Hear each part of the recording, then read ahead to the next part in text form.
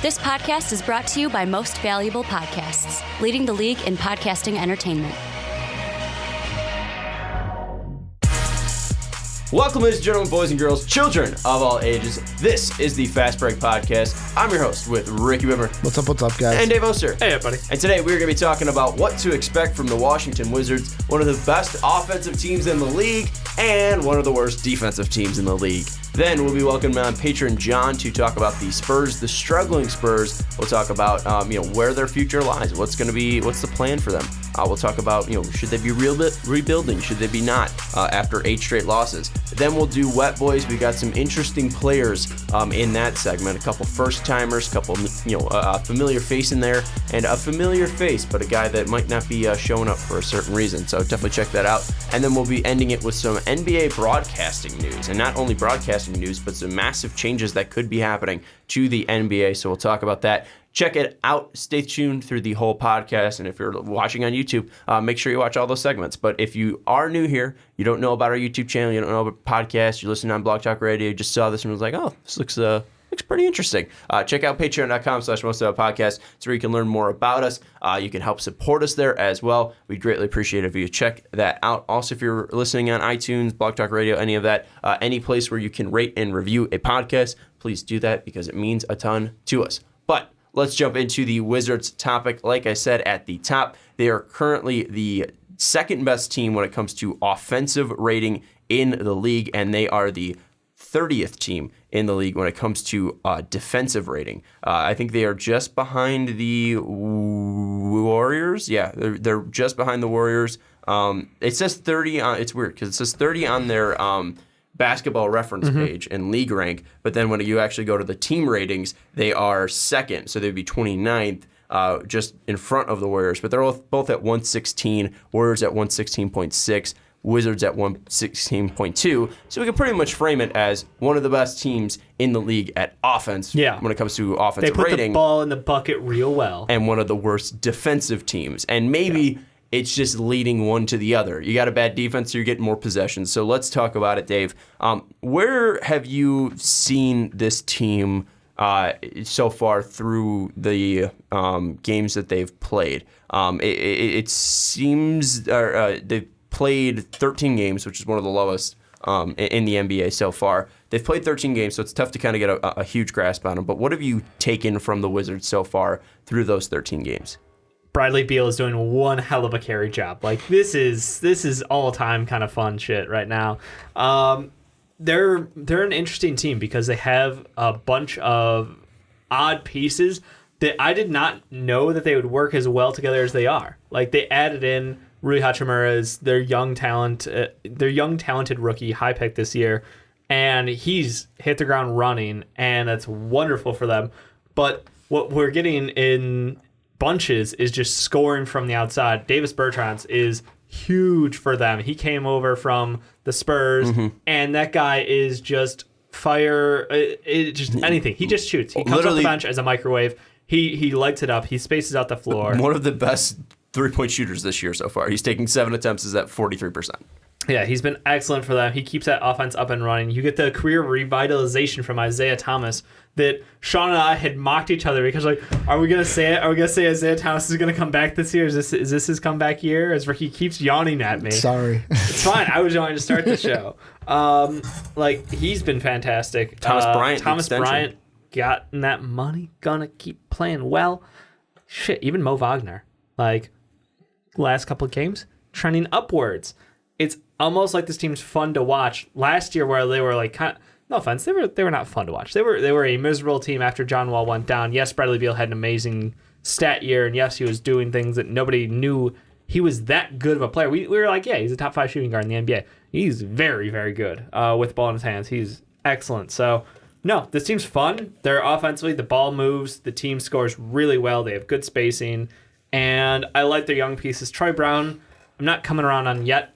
Maybe that one will come with time, but everybody else, I'm loving it. Absolutely loving it. Well, there's one name that you didn't mention, and I think Mr. Ricky Widmer will mention. Well, he mentioned Rui. Did you? I did. He mentioned Rui. I didn't hear you. I'm sorry about that. I started with him. It's fine. I apologize. I mean, that's who I you assumed started you were. with Beal. Yeah, Beal then Rui. No, you said Beal then Bertans. Nope. He did say Rui in there, though. Whatever. I heard him. But you didn't go in depth as career revitalization. I want this man go on his boy. So I'll tee it up for him. Top Golf Nelson Cruz here. Take it away, Ricky. What have you seen from your guy? No, I mean, like, Rui's been doing exactly what I thought he would. Like, when everyone was like, oh, well, he hasn't played the game long enough. Oh, he's not a 3, he's a 4, he's a this, he's not that. Rui's doing exactly what I thought he would. Is he perfect? No, he's a rookie. Rookies are never perfect. But he is doing what I thought and what I saw at Gonzaga. And this is a team where I hate to be the pie in the sky guy, but I'm going to. But you look at the teams they've played, and really the only teams that they've lost to that I feel like maybe they should have beaten are like Cleveland, Orlando, their first game against the Spurs, but the Spurs did start out on a 3-game heater. 2 or 3 games? This should maybe be a 7-6 team rather than a 5-8 team. And when you look at it, the interesting thing for the Wizards moving forward is how much tougher is the East going to get? Right now, they're a half game out of the 8th seed. I know it's early. We haven't even gotten to the quarter part of the season yet, but if the Magic are going to be a less than stellar team, if Brooklyn, now without their 3-game road trip coming up, they're going to be without Kyrie, do they take a little bit of a slid? Do we see the Wizards by the end of the year slide into an 8th seed, slide into a 7th seed, and could Bradley Beal carry them to the playoffs this year because of how weak the East is? Did you say a bit of a slid? Yeah, a slid. Not a skid, not a slide, a slid. All right, that's a little iffy. He was right between the two words. Landed it perfect Ricky fashion. Up climb, down climb. I'm making my own words. I'm gonna pronounce them however I want. Slid it. Well, it's The like English language is my bitch. it's exactly. Soapy, one of our patrons said, I bend the English language to my will. Yeah. I don't know if that's something to be proud of. With the Wizards, though, you brought up the schedule and stuff like that. It's interesting to frame it that way, but they're still a team that has poor results and an easy schedule when it comes to NBA math. Their net rating's still a negative. Their strength of schedule is still lower.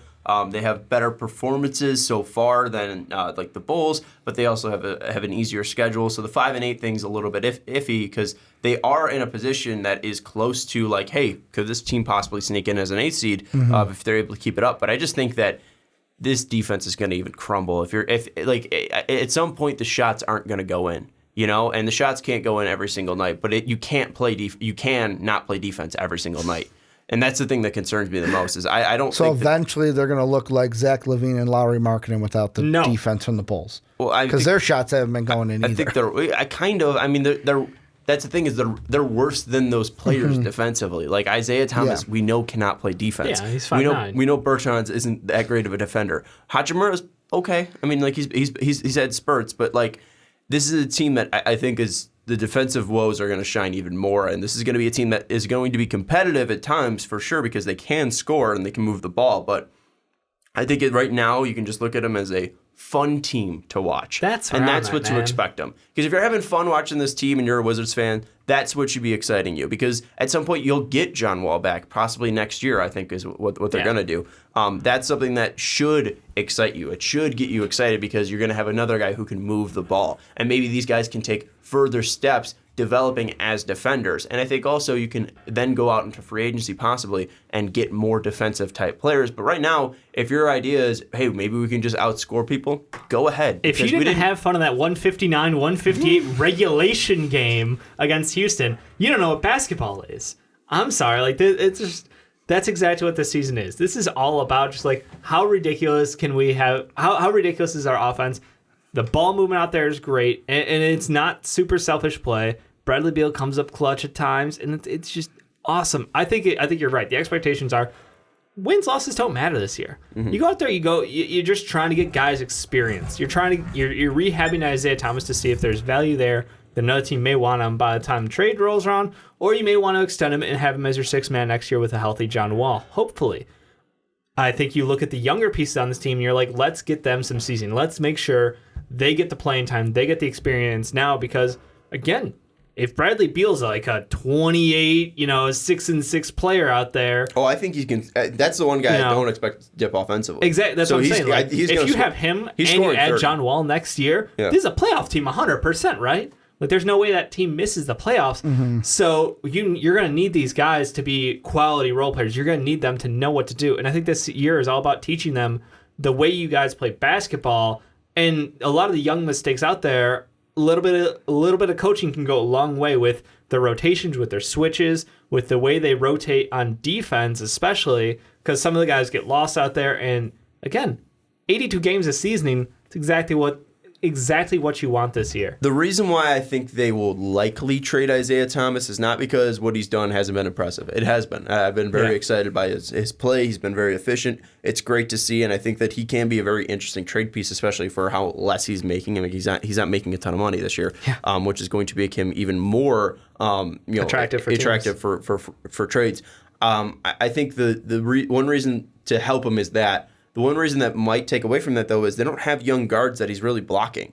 They have Justin Robinson from VT, but that's about it. Yeah. He's not a guy that they drafted. Admiral Schofield and Rui were their guys that were like really the pieces that they went after and drafted. So it's weird that they're not in a spot to really necessarily rush to move away from IT because they don't have a young guard. So. Maybe this year they do then go after a guard in the draft, and that could possibly be a reason why they do free up IT before the trade deadline. Lord knows this class is stacked at the guard position. So I that's where I'm kind of leaning towards the tipping point of when do you trade Isaiah Thomas or do you trade him is because I would move him if I had a guard that was young and he's taking playing time away from, especially when it comes February, because you could ride that guard out to the rest of the year. But they really don't have that guy, so that's why I'm questioning maybe he does stick around because he is only 30 years old. He is younger than Ish Smith, so maybe he is prime time, sixth man of the year guy for you for 3 years. Yeah. And if you re-sign him to a 3-year contract and ride him out till he's 34, he might be able to do that. So I think it's going to be an interesting storyline to watch for that. But, Rui Hachimura is going to get a ton of time this year. Troy Brown's going to hopefully get a ton of time this year. Thomas Bryant's still going to play and hopefully develop defensively for your team. Bradley Beal is going to be a first-team NBA player if he continues to shoot 40% plus from the field and 35% plus from three, averaging 30 points per game. So I think the expectations for this team is get as much minutes as possible for the young guys, mainly Troy Brown, Schofield, and Rui, and then Mo Wagner, and see what you and Bonga too, and see what you got in Isaiah Thomas as a trade piece because that's really what I'm looking at. And if you start winning games, then hey, maybe the playoffs not the worst thing in the world because you're going to get an all-star guard in John Wall back in the offseason. So. I think right now this is pretty promising for the Wizards because you at least know that this team can play in a system. They can pass very well. This isn't an unselfish team. They're going to find open shots, and that's something that teams that are rebuilding, like the Bulls, like we saw with the Suns last year, weren't doing. And this is a positive sign, too, for Scott Brooks because his team is playing well, and this is a team that we didn't expect to play well. And if they continue to move the ball around, that's a good thing. Then he's going to have to then focus on, defensive work for this team, which is clearly a need. But I don't really think he has the defenders to even have a decent defensive team. So why not just push the pace as much as possible and try to blow teams out? I think it's been an interesting strategy from the Warriors or from the Wizards. But it's not a sustainable one. But it is one that I think is interesting to at least look at for the first 13 games. And I do wonder what they're going to look at come game 30. Is this something that can be sustainable? But right now, they've been fun to watch. Dumb question. If you're a Wizards fan, what are you hoping for? Are you hoping for fun year, but let's still be in the lottery to give us a chance even at a higher pick, but to have a lottery pick? Or are you saying, fuck it, I want to see this team as the 8th seed in the East, even if that means a 4-game sweep against the Milwaukee 100% Bucks? 100% lottery. Okay. I don't know. Because here's the thing. Here's the thing is you might have your big three already. Because if Rui's that good, you already took him with a lottery pick. You already have Bradley Beal. John Wall's your second option. Beal's your first. Rui's your third. What are you drafting for? You want a 3. I'm sorry. They need a 3 out there. Like I love Rui. I think he's going to be a great fit long term for this team, and he's going to keep growing his game. But like you said, Thomas Bryant at the 5, Rui at the 4, Blank at the 3. I don't trust Troy Brown Jr. and that's my big thing. I don't know if it's just fair, my hate, but like. But and yes, you're going to give yourself the first choice at a 3. Yeah. But we know this is a guard draft already. So is there going to be that? So you're going to get value because so many guards get taken so highly. I feel like the best wing on the board might be, the 6th best player, the 7th best player in the draft. So people by default are going to go ahead and get their guards or take the best player available. And then you might fall to a high quality wing in this draft class. As of right now, the wings that would be available are like Precious and Khalil. Here's Whitney the thing from Memphis and Kentucky. Here's the thing that I'd throw up at you then, though. Yeah. Is do you want another young player to then develop? Because Beal is, let me check my math. I think Beal is 28, 27. What the hell is he? Beal's so young. Beal's 26. Yeah, I say he's so young. John Wall is 30. Yeah, he's going to be 30. He's 29 right now. Just turned 29 in September, so next year. So you got 2 guys in their prime. I got you. But Wall's coming off a ton of injuries. So what if you just take that pick and then get a guy that's 26 already? What if you just draft like Jordan Nwora? I can't say his last name. Nwora. Thank you.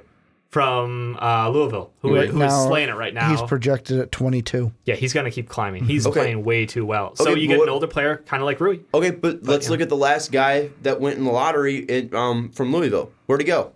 13. Where was Donovan? Was 11? 11. Okay. He went 11. So you don't really. I mean, then I think, but the Jazz traded up to get him. So I don't think it's necessary that they need to get I don't think it's necessary they need to get a lottery pick. They just need to be able to get a guy that they can put in right away to start for them at the 3. So whether that be with a trade to get a guy that's already in the league or one of these older draft prospects, that's the biggest thing that you need. So I don't think you need to be lottery for sure. Just stay under a first-round pick, which you're going to do, and you'll be fine. Because you can move that for a piece that can then fit your 3, or that you can then go out and find and buy a 3. Yeah. I don't really think it's necessary to get a lottery pick for them. If they make the playoffs, I'd be happy because holy shit, that would give you so much juice. Yeah. And that could then even possibly, I don't know what their cap situation is like because it's such a mess with Beal and Wall's extensions. But if they have any money to move around, then maybe that makes you a little bit more attractive too. If you did that with absolutely nobody, and you could sell them as Beal and Wall show up to the free agent pitch and be like, "You are our final piece," and now we have a starting next 5 that year can go out and actually drill it. Next year they're going to be walking into the year with $99 million. Looks like locked up. Okay. Yeah. How long did they get Bertans for? Davis Bertans is only a 1-year deal. Okay, so that's something that's going to be a little bit iffy because I think he'd be a really nice piece off the bench. Yeah. But let's say they're able to get IT for 3 years, $21 million. I don't know if you'd accept that, but like a Lou Will deal. I think a Lou was $324. Yeah. So they're able to get that. Let's say they lock up Bertans, and I think he signed pretty cheaply. $7 million? $7 million this year. So probably like 8 something. Yeah. So let's say they extend him 3 years for the same contract. Let's say they both give IT $324. So you get Bertans $324, IT $324. You got now up to 99 plus 14, so 115, right? 115 there. No, 113. 113 mil. Math. 113 mil. Find a guy that can go out and play the 3. And these are guys that we just talked about this, or we're going to talk about this with the Spurs here, that there isn't a ton of massive free agents out there that are like super intriguing. But there are guys that are veterans that have played in the league for a very long time. You could possibly go out and find a 3. What if Gordon Hayward declines his option? Tell me that's not a good option. I think that's better than getting a lottery pick. I don't think Gordon Hayward will re-sign for a low number, and I don't think they have. No, but I exactly. I'm not good with the cap, but like I'd say they're already fucked on the cap. If they're able to go out and get a Gordon Hayward, I think that's way better than getting a lottery pick. I guess you know who's funny who they could sign? Otto Porter. What? That's true. If he's healthy, they'd never do it. I know they'd never do that. But no, I just think that when you're paying John Wall $41 million, Bradley Beal's at 28 next year. Yeah, and that's all your money's in your guard. So I don't know that they're going to be able to go out and swing for the fences on a free agency wing. I think you go ahead and draft one of the best wings available in this upcoming class And that's your group. That's your group of guys. That way you're still cost controlled, and because you're basically locked up for the future already. Like between John Wall, Bradley Beal, and then you're set. That's all your money. Sorry. Like the nice thing is Jan Mahimi's coming off the books after this year, which is great because He's yikes. a $7 million per, right? $15 million Okay, right that's now. a lot of money there. Yeah, you don't remember how awful that deal was. Thank God it's coming off. But $7 million would still be too much for Jan It would Mahimi, be. so. I mean, it's too much for Cristiano Felicio. Ricky, we've had a little back and forth here. Kind of looped you out. What have you taken away from this? I don't know if there's enough money to go around, mainly because of, like, the Jan Mahimi money is going to come up. But, like, you overpay. Like, I don't want to say overpaid, but we've talked about that John Wall deal. It's ballooning. Like, next year, 41 you said? Yeah, it goes from 38 to 41. Yeah. No big deal. But, yeah, just the contract of, like, how big it was anyways, to where I am with Sean, though. I don't think the difference between 15 and even 16, 17, 18 is going to be that huge in the end. Like, and I just don't think they're going to be good enough to make the playoffs. Like, you guys are like, would you rather make the playoffs or make the lottery? Well, I don't think if they have a choice, you're going to win games. Like, teams don't intentionally lose games too often. I guess it's just but, Then my question for you would be, do you see teams like the Magic? The Magic cannot continue to shoot this poorly from the field. It's a statistical anomaly. Like, it will come with time. They will start to shoot better. They're still playing some of the best defense in the NBA. It's just a matter of the fact their shots aren't falling. That'll get fixed over time. 100%. Okay. Yeah, no, I think the Wizards are a fun team. I don't think they're a good team. And that's where they're at. Yeah. All right. Final thoughts? With me, it's going to be interesting with the East overall, and eventually I think we'll hit this, is I think from everyone right now, Nets down. I don't see a big ballooning with them where it's like, oh, the Nets are really going to get it together. Oh, the Magic are really going to get it together, and they're going to just run away with it. I think it's going to be the top 6 are solidified. All right, 7, 8, probably 8. It's like, wow, a losing record might get into the playoffs into the East. Yeah, with Karras coming back at some point, I think the Nets will probably be that 7th team that becomes solidified, and I think it's really going to be that 8th seed that is up for grabs. The Pistons, too, like, they've been playing like shit, but they have too much talent to not be good. But the Magic are scoring 101 points a game. Oh, yeah, they've been bad. They're the worst team. The worst, but they're also the third to best team for a defense. Yeah. So, like, when you look at that, like, it's the complete opposite of the story. And guess what? They're 6 and 8. And it all depends defense on... is the thing that's more able to replicate. Like, it's the easiest thing to do in and night out. So I would say that's a team that I think could really flip the switch. Once they start getting a couple shots to fall, it depends on if they make a move, like we may talk about later with the Spurs and that with DeMar DeRozan, or when they get Vuce back, as I just knocked my water all over the place. Nice, good job. It's I don't think all over the place, but it's DeRozan's knocked a guy that would fit that team, but we're not talking Magic. Yep. Yeah. We'll talk Magic later. If you want a Magic conversation, let us know down in the comments below. But let us know your thoughts, especially Wizards fans. What do you think the expectation should be for the Wizards? I think if you're having fun, it's good basketball. Basketball should be fun. It shouldn't be sad and depressing like last year was, and so or like far the Bulls it's not are like this that. year. Exactly. Love them Bulls. Gotta plug it. Tune into Superfans.